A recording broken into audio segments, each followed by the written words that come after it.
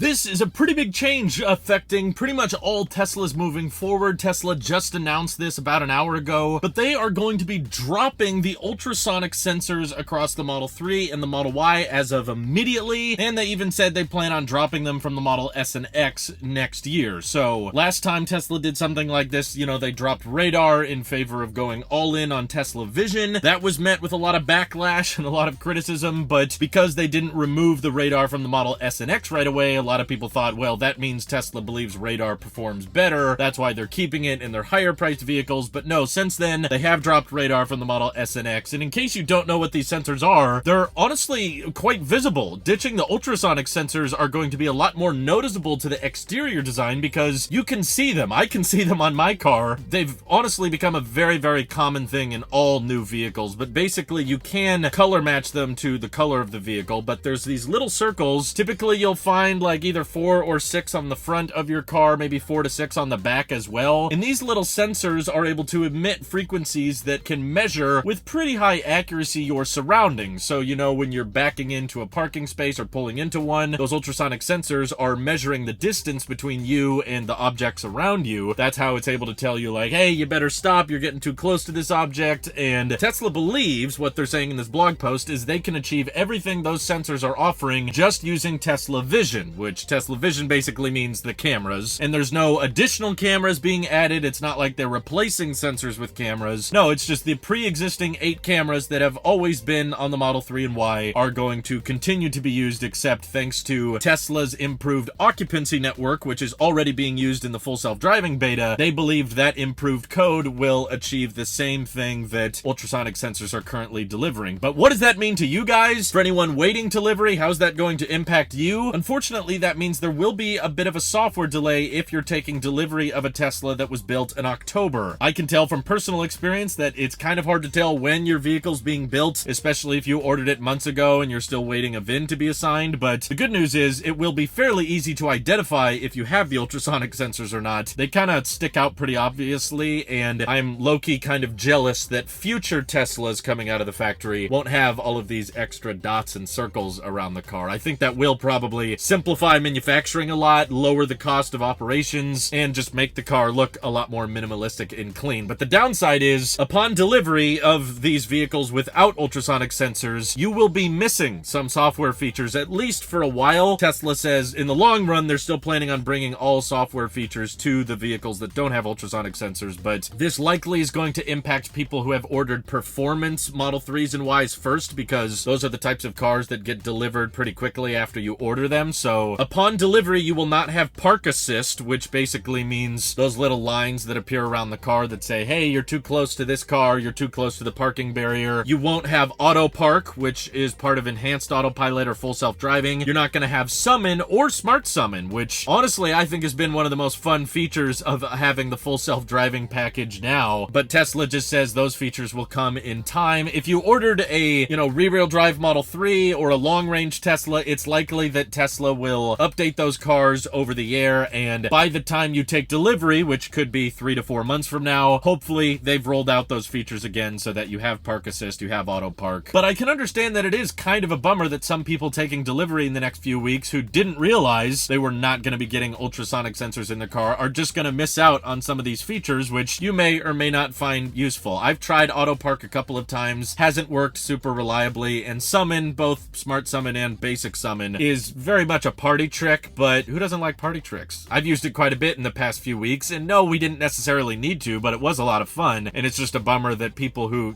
especially here in October, could be paying $15,000 for full self-driving, have to wait on some of these features. But ultimately, this is absolutely classic Tesla to find hardware and to find features that don't necessarily need to be there and start removing them. Honestly, I thought ultrasonic sensors were like a government mandate. I don't know where I heard that, but I thought like all new cars had to have those kinds of obstacle avoidance features baked in. I guess they don't, or maybe Tesla Vision enables them to not have it because they're convinced that through this new occupancy network, the ultrasonic sensors will be redundant. And they clarified on the website that Teslas that already have the ultrasonic sensors, which is basically all of them, they're not going to deactivate those at this time. There is no plan to just turn those off entirely. So don't worry, I don't think Tesla's going to start bricking hardware in our cars yet, although it could come in the future. future, as something similar happened with radar. They have started deactivating radars on Teslas that have them because they just realized that the full self-driving beta would perform better when it was going all out on Tesla Vision rather than trying to accommodate for radar and vision simultaneously. And I hope this feature works. I think particularly if you're backing into a space, you know, there's a rear-facing camera right above the license plate that should work fine. And I'm visualizing based on the camera views that I can see that, yeah, you know, using Tesla Vision and a high occupancy network, you would probably be able to accurately tell roughly how close the car is to objects nearby it. So I don't think this is too big a stretch of Tesla Vision's capability. The only thing that I'm kind of worried about is when you're pulling into a space with the front end, there's no camera up near like the front bumper, and basically your measuring distance is going to be based on the cameras built up in here in the mirror. How well can that camera measure how close your front bumper is to an object, another car, or a parking barrier? I feel like having those 4 ultrasonic sensors at the very bottom of the front bumper probably helps it accurately measure what's right in front of you. Maybe this camera can catch that pretty well. Tesla obviously knows a lot more than I do, so I was skeptical when they first removed radar, and then they proved to test just as safe, if not better, in real testing. But I still see a lot of people complaining that they used to have Teslas with radar and they didn't get that much phantom braking, and then after they got a Tesla without radar and it was all baked on Tesla Vision, that's when they noticed a lot more phantom braking. But I've also seen vice versa, so I do think there likely will be some cons. There probably will be some compromises on how well park assist works, but ultimately the cameras surrounding the car do have a pretty good indication of how much room do you have. It's just a matter of neural net training and the full self-driving computer getting the right code to interpret the data that it's capturing around the car. So I don't think this is something that we should all be worried about, but it is definitely a bummer for people that are going to be waiting for some of these features to roll out that didn't expect to have to wait for features like park assist to come to their car. I'll admit the park assist chimes were getting really annoying for us. You know, driving into my grandma's house every day, she has a fence that we have to go through. I've never hit the fence in any car, especially not this car, but every single time we pull into that driveway, the car would beep at us over and over and over again and tell us to stop, and the park assist chimes would beep like crazy. So luckily you can turn those chimes off. It's very rare that Tesla has sounds you can deactivate, but that's one of them. So it's been much nicer with those sensors kind of being ignored. But even in busy parking lots, I've parked and the park assist waves that go around the car are not super accurate. It tells me I'm really close to the curb and I'm not, or it tells me that I have a lot of room and I clearly don't. So basically, I'm not entirely shocked why they kind of want to ditch the ultrasonic sensors. I imagine having 12 of them around the car probably requires a lot of excess wiring, and they gotta drill holes all throughout the bumpers and stuff, body color match those sensors in with the paint job of the rest of the car, and the fact that they'll get to skip all of that extra wiring, all of those holes that go through the bumpers and stuff, that's probably gonna be a big relief for Tesla and will likely allow them to accelerate production sooner. And this will essentially apply to all Model 3s and Ys starting this month in North America, Europe, Middle East, and Taiwan. So it sounds like Tesla China is not quite making this transition, but maybe Giga Berlin is, I guess, based on how I'm reading it. But Tesla claims this will not affect their crash rating safety system. So according to them, you know, Tesla Autopilot will still work, navigate on autopilot, automatic lane changing, every other feature that Tesla Vision uses should still be there. So my guess is that they were just noticing these ultrasonic sensors are taking up a lot of time on the assembly line and not really helping with all that much. So congratulations. If you wanted a more cleaner, minimal Tesla exterior, these cars are going to have so little protrusions, so little circles or any little cutouts on them. It's going to be kind of fun to spot those in the real world, opposed to the Teslas that ditched radar. You couldn't see that change at all. It was all baked into the code and you had no idea to tell which Teslas did and didn't have it. But how do you guys feel about them ditching ultrasonic sensors? Do you know any other new cars on the market that don't have these and are just relying on cameras? Feel free to let me know. I'm still learning a lot here, but thank you to everyone supporting this channel over on Patreon. Seriously, helps us out a ton, as does just watching these videos. So thanks again. Have an excellent rest of your day.